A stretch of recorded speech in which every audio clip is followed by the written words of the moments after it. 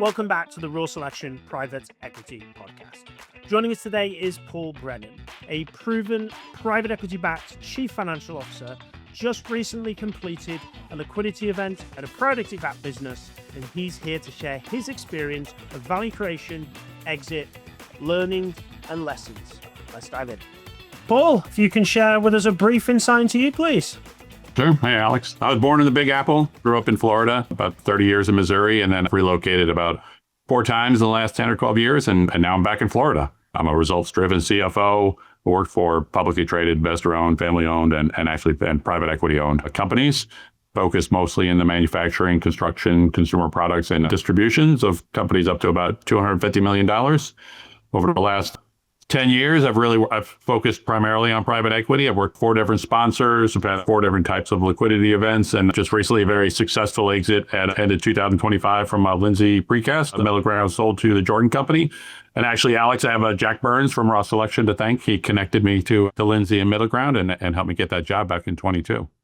So that's me in a nutshell. Perfect. Well, certainly pleased to play our small part in your career, Paul, and keen to obviously dive into more detail here. So what's one mistake that you've seen private equity or portfolio companies making, and what would you suggest to correct them? Yeah, actually, so I have a mistake, and then I have a kind of one of the things I think should call out that they do well. But I think the one of the things management teams in private equity firms, for the most part, are deer in the headlights. Most of them have not been through the private equity process. So I think what private equity firms do is they don't do a great job of kind of explaining how all of their requests help create equity value creation at the end. So I really think at the beginning of the process, they ought to sit down with the entire executive team and just walk through 3 or 4 of their requests that they have, queued up, and explain to them how how it all gets, creates equity value creation. I mean, at the end of the day, private equity is about, improving companies, but really the LPs, private equity, and the guys and gals and the executive team want to get paid. So if private equity firms can do a better job of explaining that process and what their requests, why they have so many requests into the management team, I really think that really helps, because at the end of the day, the management team is the private equity firm's biggest lever. And if you can get them in alignment with what you're doing, I really think that helps. I would like to call out one of the things they do well is if they have a tremendous amount of talent at the private equity firm. They really do a nice job for the most part of getting good talent. A great example is like Middle Ground Capital. There's a VP in finance there, Taylor Hall, and he's probably got the best FP&A skills I've ever seen. And we worked with him. He worked with me and our VP of FP&A to really develop some reporting to help drive profitability. So I think that's one of the things that they do well, and maybe they don't get credit for. Really, a lot of these PE firms have really good talent. So, what's one of the bits of information that you initially were requested from private equity, which now you understand, but initially you were like, why do they even need this? So let's dive into the kind of recent experience, obviously, with Lindsay and taking them through to a liquidity event. What is, before we dive into kind of the afterthoughts and the process, let's just look at the kind of sale process and that kind of leading up to the sale process. What's something that you took, that you've learned, that you wish you'd done at the start, which you now look like, okay, wish I'd done that previously, from that kind of, as you're gearing up to sell, obviously, to the Jordan Company? Yeah, that's a great question. I know that during every interview for a private equity CFO position, I'm asked, have I gone through an exit? And I always thought, why is that so important that they all ask? Now, having gone through it, yes, it's clear some of the things that you should do early on in your tenure. I was actually talking to an operating partner the other day at Platinum Equity, and he and I were discussing the prep for exit. And really, for me, what I've learned is you need to prep for exit every quarter, right? You close the books, get the board packet done, and then spend 2 or 3 days, updating your exit material, whether it's the data room or the data book, review your quality of earnings, flow. I really think that's probably the biggest lesson I learned is, hey, do this every quarter. And that way, if it's a heavy lift when you go to sale, I mean, it's around the clock, it's 7 days a week, it's a lot of work.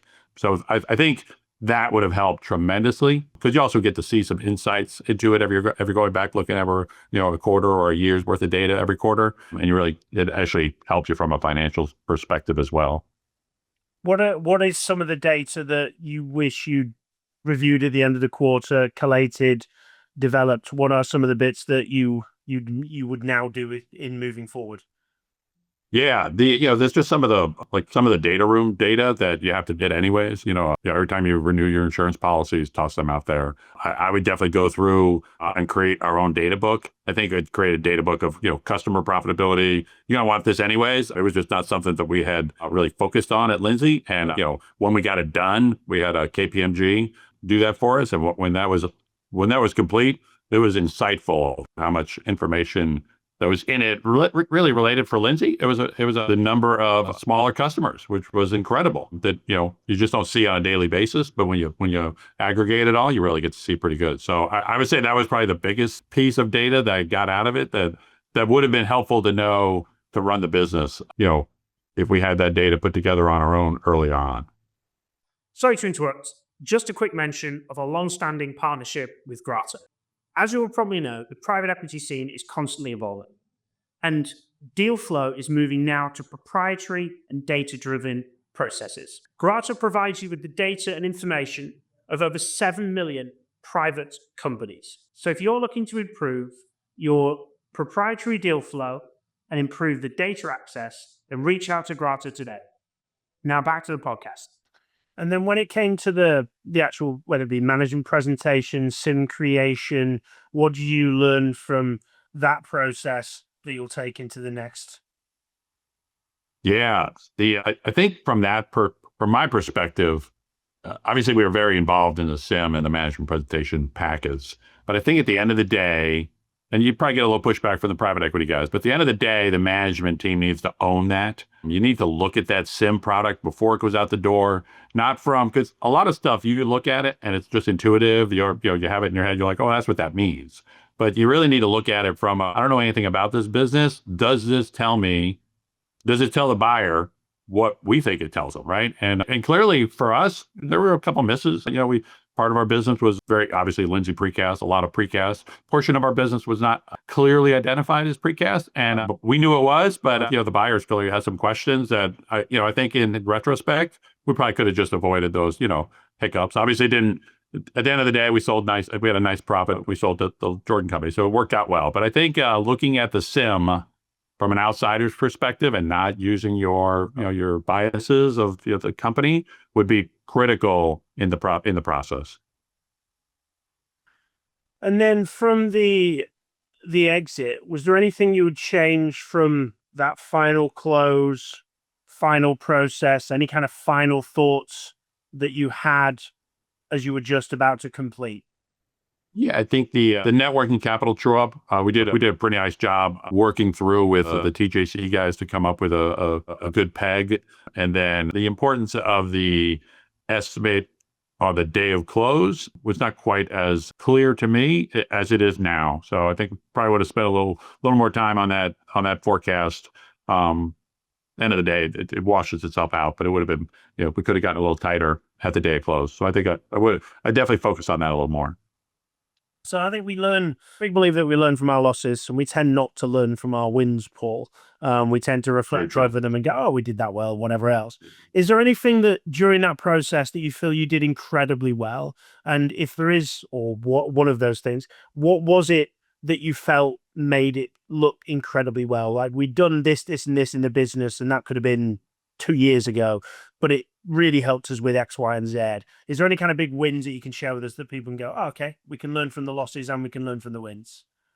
Yeah, probably the implementation of the CRM. We did that across all 3 divisions that we have. Dean, our VP of sales, kind of spearheaded that. And we had a CRM in various functions before that, but he kind of consolidated into one format and one reporting, started getting some good KPIs. And I don't think that was as obvious as, how useful it was until we got to the sale in general. But because then we were able to answer, quite a number of questions related to our pipeline and our backlog and the win rates. And that all came about because of Dean's, true heavy lifting. Kudos to him. But I would say that was probably one of the big wins that, we got to work in and everybody loved it, but nobody, like you said, you don't really celebrate the wins. You celebrate, you work on the losses. So you learn the learnings. And looking about that exit now in in total. Is there anything else that you feel that you reflected on that you would do differently moving forward? Now it's all said and done and the dust is settled. Yeah, other than the quarterly prep, that for sure. I think one of my big takeaways from the sale was when we did the quality of earnings with the guys at KPMG. I was really amazed at how much data I had in my head, understanding all of our numbers for 3 years. I mean, you don't usually look at numbers for 3 years. You usually look at it for trailing 12. But looking back, I was able to, I was like I said, I was amazed at how many things I could answer just off the top of my head for 3 years back. So I manage at a pretty high level, and then I'm down in the weeds as well. So I think I kind of have a nice balance of 30,000 foot as well as in the trenches. So that actually panned out well for me. So And looking back from obviously prior to the exit and the value creation journey of that business, one of the things that you did, I know obviously from speaking prior, is an acquisition there. What which obviously was an incredibly successful one for you guys and had some fantastic growth on the back of that acquisition. Acquisitions are always tough. They're always a big part of the value creation play. And it's not usually the acquiring of the business that's particularly difficult. It's usually the integration. What is some of the learning points? What's some of the things you did really well there with regards to the acquisition and integration of Dutchland? yeah, actually, we formed a committee of some of their guys, our guys and gals, and some of our guys and gals, and they met weekly to try and hash out the nuances of their production versus ours. We were actually rolling out the Dutchland product at the Lindsay facility, so there was quite a bit of integration involved, and I think that would made the process really successful in that weekly meeting, kind of discussing what problems we were having. We actually had a couple of the Dutchland guys come to the Lindsay plants to help to kick off the production. So it was a real team effort to make that get that pulled off, and I think that worked. I think that really it did at the end of the day really paid dividends. We've nearly doubled the revenue for Dutchland by the time we got to sale from the purchase. So I think that team approach of getting on it early and getting everybody involved and hashing out all the problems that come with integration, especially when you're integrating production operations. So And then obviously from an acquisition or integration perspective, what is one of the major part of your value creation plan there that you, again, felt, what were the learning points from it? What went really well about it? yeah, I think the value creation for the Dutchland acquisition, really the thesis was, hey, let's get this product, which precast is heavy, you can only ship it so far, and Lindsay has facilities across the country, and Lindsay very good at what they do as well, right? So let's roll that product out across the Lindsay portfolio and get it produced at nearly every plant. A little bit of this PCI certified, so there was a little bit of a certification process involved, and then kind of also one of the lessons learned was the length of sales cycle for the Dutchland product. So you can't just turn it on in Florida like you can precast. You got to develop the customer base and the acceptance of the product, because it's a unique product. It's a precast concrete tank that holds millions of gallons of water. So it's rather unique in the industry. But I think the investment thesis of rolling it out at all Lindsay facilities and really maximizing the production facilities we already had really panned out well. And narrowing down into the finance accounting function, I know there was a lot of changes, upgrades, development that you did across the division to drive value. Talk to us a little bit about what you did there, why you did things, and of course the learnings from it. Sure. We brought in a VP of FP&A, and she built out some BI tools. We actually use data rails to connect all of our ERPs as well as our production data, and that really helped get the data. We worked with Chris Beecher, our COO and president. They really got the data in the hands of our operators, and in my opinion, helped them become business managers and not just operation managers, which is really critical for driving profitability in a company. If you get the guys and gals who are actually spending the money and doing the process, understanding the dollars, and we had some really good ops managers who really learned this stuff well, took to it and really used the data. So I think the FP&A build out was critical for our success as far as identifying where there's a leak and where you can make some improvements in the process. So we standardized. It's funny, it doesn't sound like a great achievement, but we standardized all of our processes so that So that, it's what you should do. And we did. But we standardized them across the company. Before I joined, we had a whole variety of different inventory schedules. As I left, we had every company has, every division or location had the same inventory layout, and you could easily, glean from them quickly because it was the same layout and the same format, and everybody could, it all looked the same. So that kind of standardization across the board was really helpful in allowing, the company to prepare for expansion as well. So I like to use the word fun because I put my work and pleasure firmly together. What was the funnest part for you of the journey of the growth of this business? I think that back to the FP&A and really standardizing the accounting functions. I mean, Lindsay was a family-owned company with really 4 different companies inside one, so they were kind of run somewhat separate. So I think standardizing that, I agree with you, Alex. I like working; it is fun, and standardizing that process, and then ultimately connecting the ERPs and getting the data. Every day we get the data. We get updated throughout the day as well. As things were processing. So really, getting live data in the hands of operators was a big accomplishment for us, and it was a lot of fun. Again, kudos to my VP of FP&A for doing that. What do you read, watch, listen to, Paul, that you recommend that others should check out, please? Yeah, I'm a big podcast guy. I listen to them at 2 times the speed. So that's so I listen to twice as much as I should, maybe, or can. I have some business podcasts. Obviously, I listen to yours on a regular basis. You have some good guests on there. I listen to the All In guys, was for tech guys out in the West Coast mostly. Actually, yeah, I listen to ITR Economics. There's a couple of real short ones. ITR Economics has a nice one, and the Watchdog on Wall Street is a guy down here in Tampa that does a nice job. I love politics. I listen to, Megyn Kelly and the editors and the McCarthy Report. So I'm a big podcaster. When I travel, I probably listen to 10 or 12 hours worth of podcasts, during a trip. So It's a lot of podcasting. So appreciate the recommendations. If anybody wishes to get in touch with you, Paul, how best do they reach out, please? yeah, LinkedIn is probably the best way, right? Taking a little time off from Lindsay after the successful exit, and kind of looking forward to see what I do next. But right now, I'm taking a little time off. But LinkedIn is the best way to get a hold of me.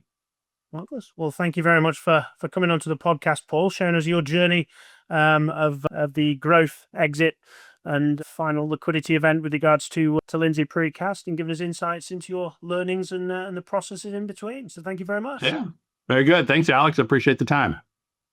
And as always, thank you very much to all our listeners for yet again tuning in to the Private Equity Podcast. Till the next time, keep smashing it.